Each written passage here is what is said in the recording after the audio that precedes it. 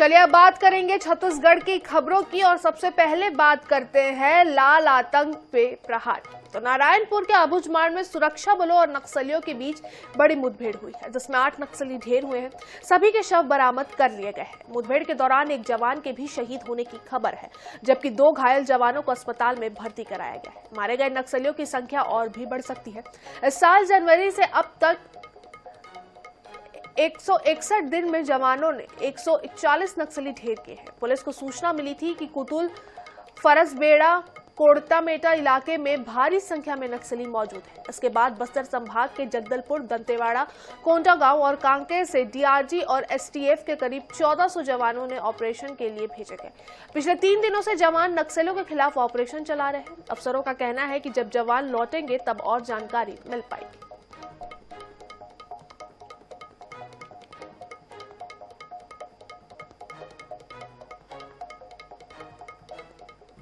देखिए, जब से हमारी सरकार यहाँ पर आई है, नक्सलवाद के साथ मजबूती के साथ लड़ रहे हैं और आज डबल इंजन की सरकार है। इसका भी लाभ हम लोगों को मिल रहा है।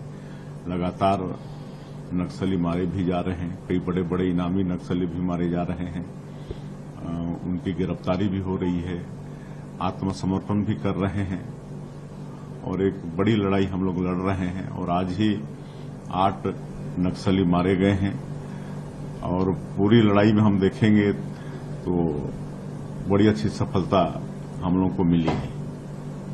तो 8 जो आज एनकाउंटर में मारे गए हैं, इसके लिए हम अपने सैनिकों को बहुत बहुत बधाई देते हैं, उनके साहस को नमन करते हैं। लगातार एक बड़ी कार्रवाई छत्तीसगढ़ में हो रहा है और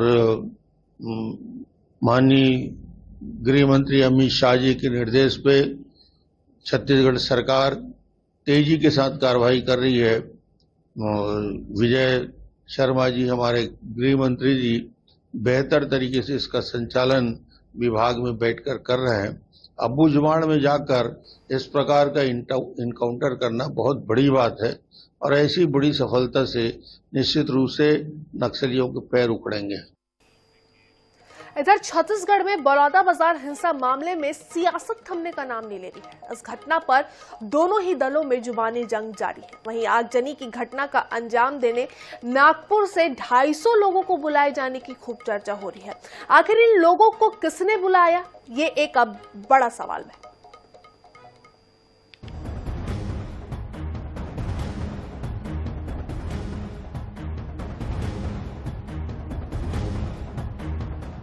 बलौदाबाजार हिंसा मामले में शुक्रवार को कांग्रेस के वरिष्ठ नेताओं ने घटनास्थल जाकर हालातों का जायजा लिया और पूरी घटना के लिए सरकार के इंटेलिजेंस फेल्योर को जिम्मेदार ठहराया। पूर्व सीएम भूपेश बघेल ने आरोप लगाया कि आगजनी के लिए नागपुर से 250 लोग आए थे। इन लोगों को यहां किसने लाया? वहीं पीसीसी चीफ बैज ने भी पूछा कि कौन लोग थे जो भीड़ की आड़ में पेट्रोल बम लेकर आए। उन्होंने सरकार पर बड़ा आरोप लगाते हुए यह तक कह दिया कि बीजेपी के प्रति लोगों में आक्रोश पनपा है। इस जन आक्रोश को डाइवर्ट करने के लिए सरकार ने यह हिंसा करवाई। आखिर कहीं सरकार जो इस 6 महीने में जो वादे करके आई और पूरी तरह से अपनी विफलता को देखते हुए, जन आक्रोश को देखते हुए, कहीं ऐसा तो नहीं कि यह घटना को सरकार ने कराया हो और वर्तमान छत्तीसगढ़ में जो परिस्थितियां बन रही है, कहीं ये घटना उसको डाइवर्ट करने के लिए तो नहीं? ये मेरा सवाल है सरकार से। कांग्रेस के आरोपों पर सरकार ने कहा कि बलौदाबाजार की घटना पर कांग्रेस लगातार राजनीति कर रही है। डिप्टी सीएम अरुण साव ने कहा कि भूपेश बघेल झूठ के आधार पर अपने आप को बचाने की कोशिश न करें। हिंसा फैलाने जहां से भी लोग आए थे, वो कौन लोग हैं, इसकी जांच की जा रही है। देखिए, बलौदाबाजार की घटना को लेकर कांग्रेस पार्टी लगातार राजनीति कर रही है और जैसे आप सबने देखा है कि किस प्रकार से कांग्रेस के लोगों की उपस्थिति उस आंदोलन के दौरान थी। किसी भी को कानून व्यवस्था तोड़ने की इजाजत नहीं दी जाएगी। लोकतंत्र में इस तरह के हरकतों का कोई स्थान नहीं है। भूपेश बघेल जी इस बात पर भी तो बोले कि कांग्रेस के नेता वहां पर क्यों उपस्थित थे। झूठ और बेबुनियाद के आधार पर अपने आप को बचाने की कोशिश न करें। जहां से भी आए होंगे उन सब पर कार्यवाही होगी। वो कौन लोग थे उसकी जांच हो रही है। बलौदाबाजार हिंसा मामले में बीजेपी और कांग्रेस में आरोप प्रत्यारोप का दौर लगातार जारी है। वहीं इस मामले में सरकार लगातार हिंसा फैलाने वालों की धरपकड़ कर रही है। ऐसे में नागपुर से कौन लोग आए थे जिसका जिक्र स्थानीय लोग कर रहे हैं, ये एक बड़ा सवाल है। अब देखने वाली बात होगी पुलिस की पतासाजी में क्या निकल कर सामने आता है। रायपुर से आईएनएस 24/7 के लिए स्वप्नील गौर खेड़े की रिपोर्ट। खबरों में आगे बढ़ते हुए चलिए अब बात करते हैं छत्तीसगढ़ के सरकारी अस्पतालों की, जहां विशेषज्ञ डॉक्टरों की कमी आज भी एक बड़ी समस्या है। इस समस्या को दूर करने के लिए सरकार डॉक्टरों की भर्ती पॉलिसी में बदलाव करने जा रही है, जिसके तहत अब सरकार आउटसोर्सिंग का सहारा लेगी। सरकार के इस फैसले का विपक्ष ने पुरजोर विरोध भी किया है। देखिए, प्रदेश के सरकारी अस्पतालों में खासकर बस्तर और सरगुजा में विशेषज्ञ डॉक्टर्स नौकरी नहीं करना चाहते। पिछले कुछ सालों में बस्तर सरगुजा क्षेत्र में विशेषज्ञ डॉक्टरों की नियुक्तियां की गई थी, मगर कई डॉक्टरों ने वहां पर ज्वाइनिंग नहीं दी। ऐसे में सरकार इन क्षेत्रों में विशेषज्ञ डॉक्टरों की नियुक्ति के लिए भर्ती पॉलिसी में बदलाव करने जा रही है। सरकार अब डॉक्टरों की भर्ती के लिए बॉन्ड राशि को 25 लाख से बढ़ाकर 1 करोड़ रुपए करने जा रही है। सरकार का तर्क है कि ऐसा करने से डॉक्टर्स नौकरी छोड़कर नहीं जाएंगे। वहीं सरगुजा और बस्तर के लिए आउटसोर्स से अच्छे पैकेज देकर छत्तीसगढ़ के साथ पड़ोसी राज्यों से डॉक्टरों की नियुक्ति की जाएगी। मुझे लगता है कि जो डॉक्टरों की समस्या है वो 1-2 साल में हल हो जाएगा और तत्कालिक रूप से, अभी चूंकि हम 2 साल रुक नहीं सकते, इसलिए एक हमारे वरिष्ठ अधिकारी के नेतृत्व में एक दल का गठन किए हैं, जो बगल राज्य में डॉक्टरों से बातचीत करके, जैसे कर्नाटक है, आंध्रा है, महाराष्ट्र है, उड़ीसा है, इनसे बातचीत करके जो आकर्षक पैकेज है उसको अलग से, जो खासकर उत्तर और दक्षिण के सरगुजा और बस्तर के क्षेत्र जहां बहुत ज़्यादा डॉक्टरों की कमी है स्पेशलिस्ट की, वहां उनको विशेष पैकेज देकर हम लोग प्रयास कर रहे हैं कि उनको भरपाई कर सकें, ताकि ये स्वास्थ्य का जो हमारा छत्तीसगढ़ का जो लोग हैं स्वास्थ्य का भरपूर लाभ ले सकें।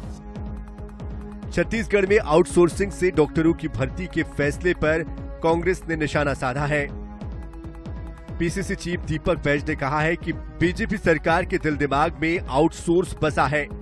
बीजेपी सरकार खुद ही आउटसोर्सिंग सरकार है।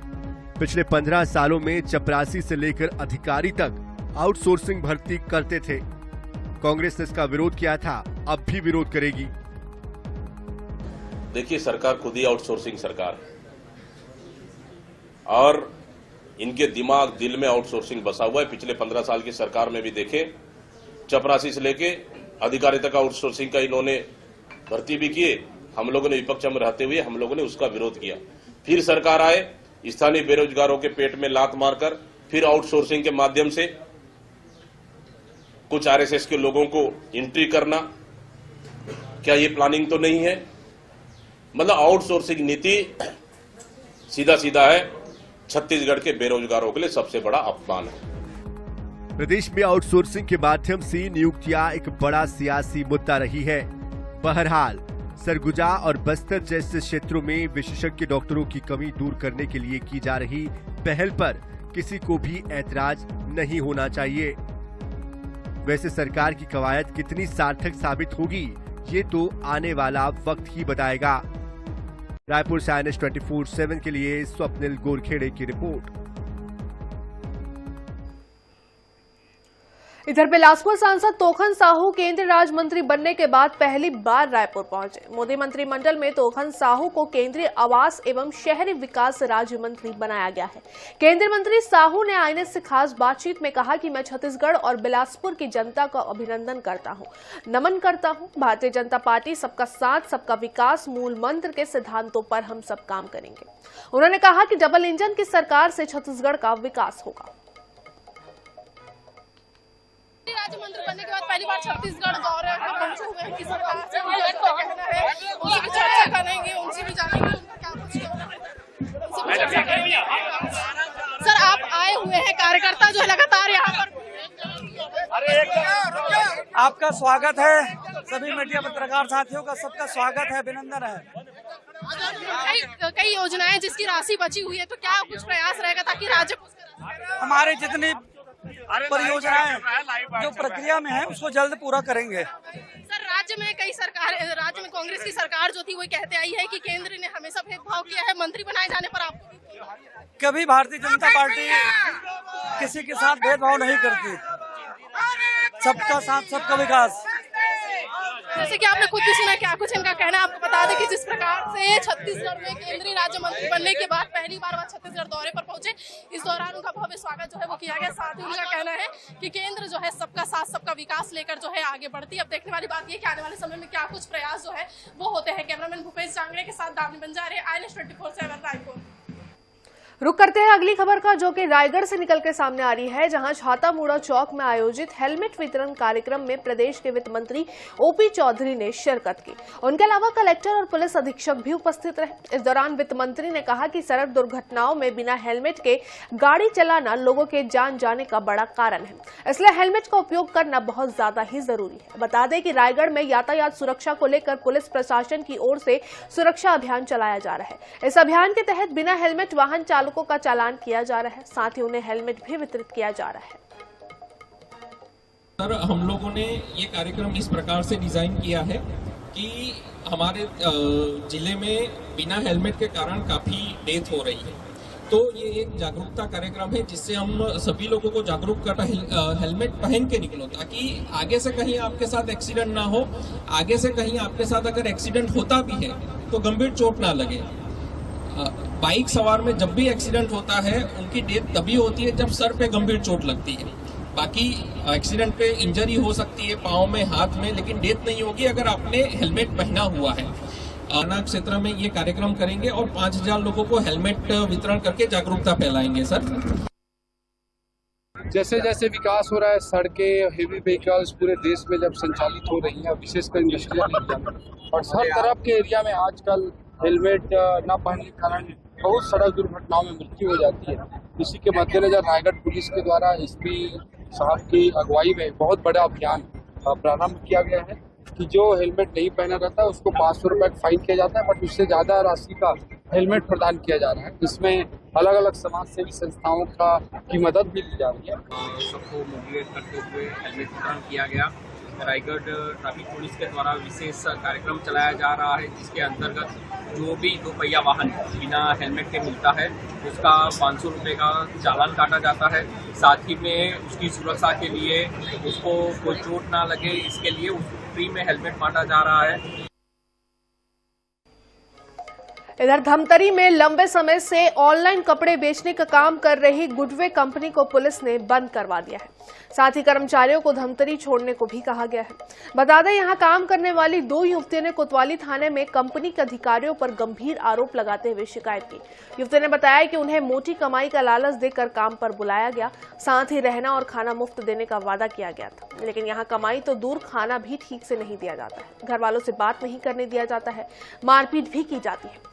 शिकायत के बाद धमतरी पुलिस ने गुडवे के अधिकारियों को थाने में तलब कर पूछताछ की। कंपनी को धमतरी से कारोबार समेटने के निर्देश दिए हैं। कंपनी में 200 से ज्यादा युवक युवतियां काम कर रहे थे। मुझे यहाँ झूठ बोल के बुलाया गया था कि इधर पे आप कपड़ा पैकिंग वगैरह करेंगे और मंथली आपका सैलरी रहेगा 18 से 20 हज़ार ऐसे करके, और स्टार्टिंग में बस आपको 2500 देना पड़ेगा रूम का और खाने पीने का सबका, और फिर नेक्स्ट मंथ से आपको ऑफिस प्रोवाइड करेगी रूम को, और सिर्फ 1200 खाने का बस देना पड़ेगा और कुछ नहीं। हम लोगों को सिर्फ दिन में एक बार बस खाना दिया जाता था, वो भी ढंग से खाना नहीं दिया जाता था, जानवरों की तरह खाना देते थे। और रूम रेंट मांगते थे हम लोगों से, IC बुलाने के लिए बोलते थे, IC बुलाते थे, फिर भी हम लोगों से रूम रेंट मांगा जाता था। और हमारे रूम में एक मीना रात्रे नाम की लड़की है, और हम लोगों पे हमेशा टॉर्चर करती थी और आज रूम में बंद कर दी थी। गुडवे ऑनलाइन कंपनी के खिलाफ में हमें शिकायत मिली है, शिकायत की जांच की जा रही है और उन्होंने जो भी आरोप लगाए हैं तो कंपनी से उसके लिए वैधानिक दस्तावेज की मांग की जा रही है। वैधानिक दस्तावेज को चेक करने के बाद में जो भी उचित होगा वो कार्रवाई पुलिस करेगी। तो दशकों से लाल आतंक का दर्द झेल रहे बस्तर की तस्वीर अब बदलने लगी है। बस्तर में नई तकनीक से हो रही खेती अब लोगों के लिए आकर्षण का केंद्र साबित हो रही है। बीजापुर में 2 से 3 किलो के आम लगाए जा रहे हैं। ये आम अपने आकार और स्वाद के लिए लोगों को काफी ज्यादा लुभा रहे हैं। राष्ट्रीय आम महोत्सव में इस आम की खेती के लिए गोविंद तलांटी को प्रथम स्थान प्राप्त हुआ है।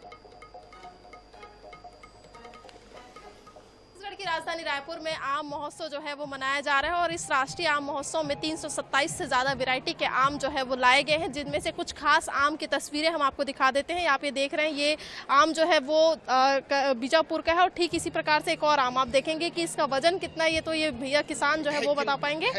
और ये भी आम देख सकते हैं, इतना बड़ा आम है और ऐसे में इसकी क्या खासियत है, सीधे इन किसानों से ही जानते हैं इनका क्या कुछ कहना है। भैया ये जो आम मैं देख रही हूँ उसका नाम क्या है और कितने?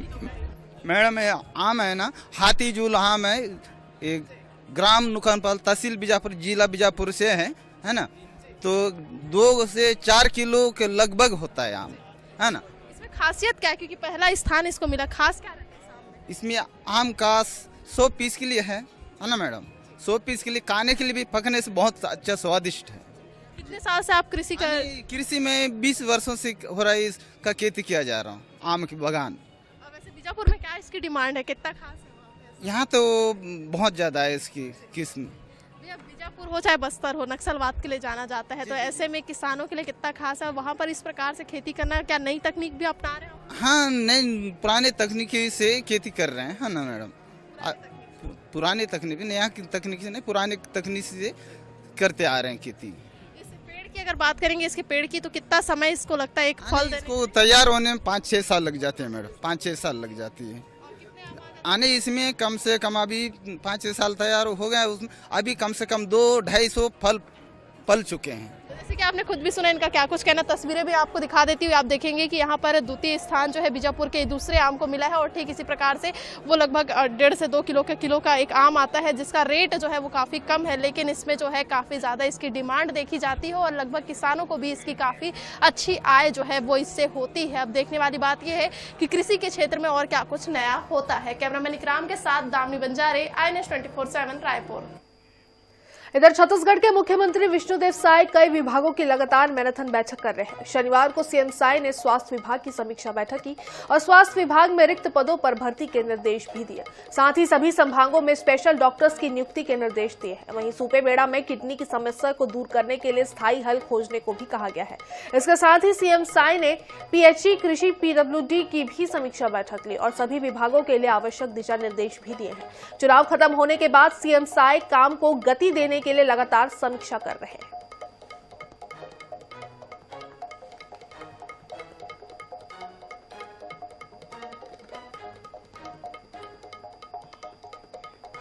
तो इंदौर, हैदराबाद, पुणे, गुड़गांव समेत रायपुर शहर में चल रही rail world India product limited company करोड़ों का घोटाला कर फरार हो गई है। शनिवार से कंपनी के सभी ऑफिस में ताले लटके हुए हैं। कंपनी में काम करने वाले एम्प्लॉयज परेशान हो रहे हैं। विभिन्न राज्यों में कंपनी के ब्रांच में 1000 से ज्यादा सॉफ्टवेयर इंजीनियर ने ट्रेनिंग प्रोग्राम के नाम पर 30 से 40 हजार रुपए लिए थे। ट्रेनिंग प्रोग्राम खत्म होने के बाद उन्हें नौकरी देने का वादा भी किया गया था। राजधानी रायपुर के कर्मचारियों ने मामले की शिकायत तेलीबांधा थाने में की है। मौके का जायजा लेकर कर्मचारियों से बातचीत की है हमारे संवाददाता मोहम्मद हसन। देश भर में सॉफ्टवेयर कंपनी में काम करने के नाम पर करोड़ों रुपए के घोटाले का मामला सामने आया। दरअसल rail world India private limited company के द्वारा अलग अलग लोगों के साथ करोड़ों रुपए की ठगी जो है वो की गई है। अलग अलग कर्मचारियों से ट्रेनिंग प्रोग्राम के नाम पर 30 से 40 हजार रुपए लिए गए थे। देश भर में इसकी करीब 5 ब्रांचें बताई जा रही है। राजधानी रायपुर में भी एक ब्रांच है और आज अचानक कंपनी ने ब्रांच पे ताले लटका करके जो है वो कंपनी फरार हो गई, जिसके बाद आप देख सकते हैं यहाँ पर 200 से ज्यादा कर्मचारी जो काम करते थे इस कंपनी में, वो यहाँ तेलीबांधा थाने में शिकायत दर्ज कराने आए हैं। इसके अलावा अगर बात करते हैं तो पुणे, इंदौर और इसके अलावा उज्जैन, माफ कीजिएगा, इसके अलावा अगर बात करें तो गुड़गांव समेत अलग अलग राज्यों में इनके दफ्तर थे। सभी दफ्तरों में आज ताले लग गए हैं। कर्मचारियों से बातचीत करेंगे, क्या आप लोगों से वादा किया गया था, क्या स्कैम हुआ है? हमारे साथ वादा ये किया गया था कि 30,000 रुपये हमसे लिया गया था और बोला था कि साल भर का बॉन्ड है, इसके बाद आपको वापस किया जाएगा और आपको 100 डेज़ की वर्किंग ट्रेनिंग दी जाएगी, उसके बाद आपकी एम्प्लॉयमेंट चालू हो जाएगी। जैसा कि हमारा 100 डेज़ की वर्किंग कंप्लीट हो गई थी, एम्प्लॉयमेंट चालू हो गई थी, लेकिन आज 15 दिन बाद हमें पता चल रहा है कि कंपनी यहाँ से फरार हो गई है। आप कब से काम कर रहे थे? मेरे को 1 महीना हो चुका है यहाँ पे काम करते हुए। मैं एज अ ट्रेनी काम कर रही हूँ यहाँ पे एंड उन्होंने बोला था 30 के हमसे लिए थे एंड उन्होंने बोला था 1 साल के बाद आपको वो 30 के मिल जाएगा एंड इंस्टेंट ये मैसेज रात को पता चला कि सम फ्रॉड हैज हैपेंड, कंपनी बंद हो चुकी है। कार्यवाही की मांग ये करें कि जितने लोग हैं उनका पैसा वापस किया जाए जो भी उनसे लिया गया है, प्लस जितने की सैलरी का वादा किया गया है, एटलीस्ट जिन्होंने जितने देर तक काम किया है उतनी एटलीस्ट सैलरी उनको दी जानी चाहिए। देश भर में सॉफ्टवेयर कंपनी में नौकरी लगाने के नाम पर करोड़ों रुपए के घोटाले का मामला सामने आया। दरअसल real world India private limited company ने अलग अलग लोगों से ट्रेनिंग प्रोग्राम के नाम पर पैसे लिए थे और उन्हें नौकरी दिलाने का वादा किया था, लेकिन अचानक अब कंपनी फरार हो गई है। फिलहाल सभी जो कर्मचारी जो यहाँ पर काम करते थे उन्होंने इस मामले की शिकायत पुलिस में की है। देखना होगा आगे इस मामले में क्या कुछ कार्रवाई की जाती है। कैमरामैन अरुण साहू के साथ मोहम्मद सैन, NH 24/7 रायपुर। तो इसी के साथ खबरों में फिलहाल इतना ही। मुझे दीजिए इजाजत। नमस्कार।